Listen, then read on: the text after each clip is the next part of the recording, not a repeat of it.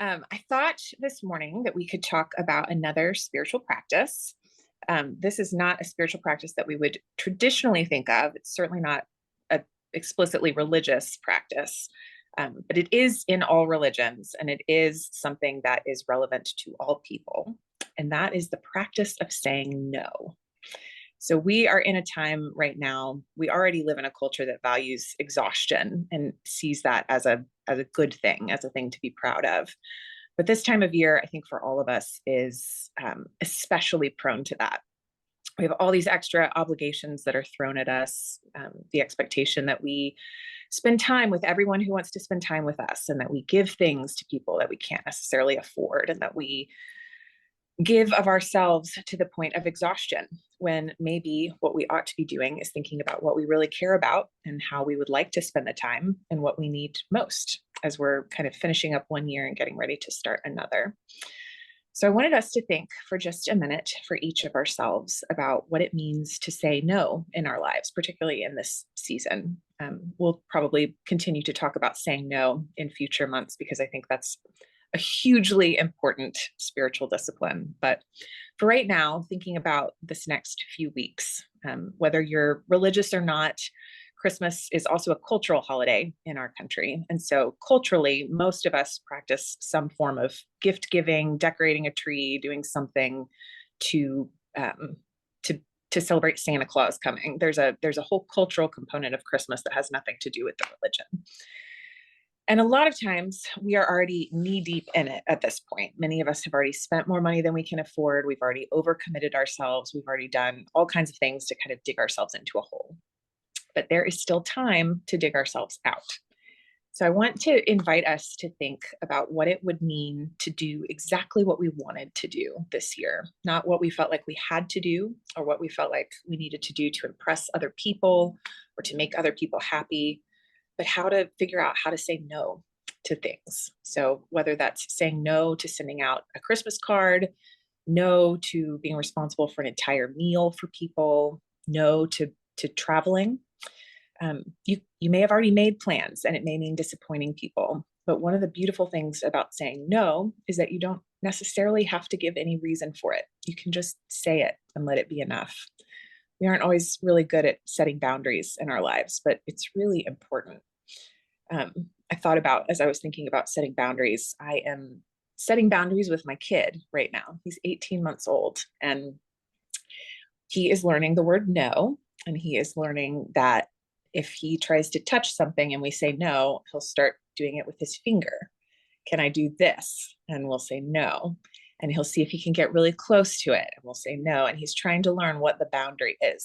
Sometimes we have to enforce a boundary. We have to keep saying no over and over. And sometimes people don't respect that. And we have to figure out whether we're going to stand by it or whether we're going to let it go. So I don't know for each of us. I was thinking maybe we would just spend a moment or two because we've already carved out this time and encourage you just to sit for yourself.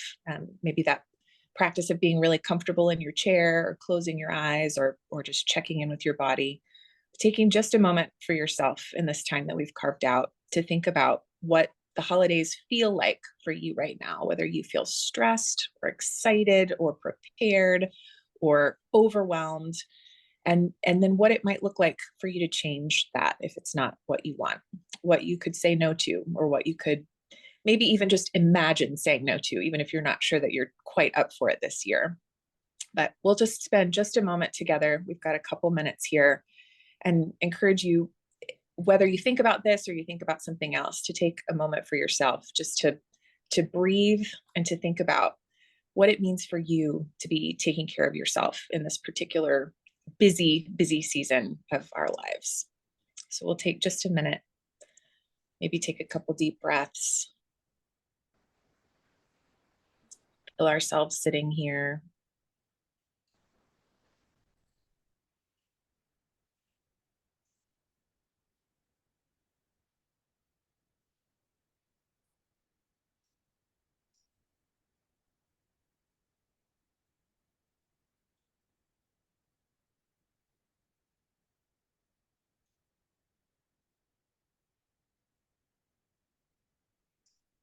And I know sometimes when I'm prompted to do something, I feel very resistant.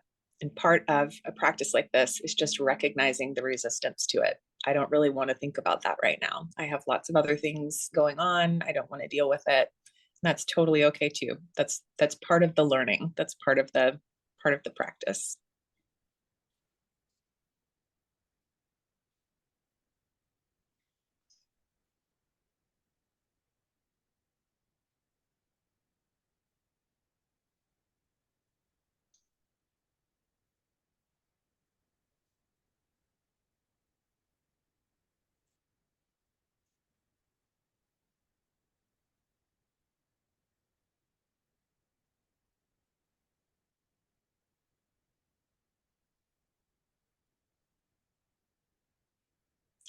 So maybe you're finding that you would like to just continue sitting here in silence and not getting on with our day, or maybe that was just right for you.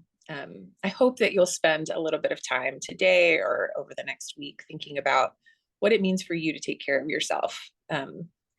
Maybe it's something that you already know that you can say no to, something you've already committed to that you want out of, and that's okay. It's okay to let people down. Or maybe it's something that somebody hasn't even asked you to do yet, and they're going to ask you, and you can pause for just a moment and think about whether you really want to do it or not, whether you have the bandwidth, whether it's the right thing, and you can have the courage to say no, to say that's not right for me right now. You don't have to describe why you're saying no to something. We don't always owe an explanation. Sometimes we just need to take care of ourselves, and that's okay to do. So that's it for today. Thank you guys for being here. And I'll look forward to being with you again next week.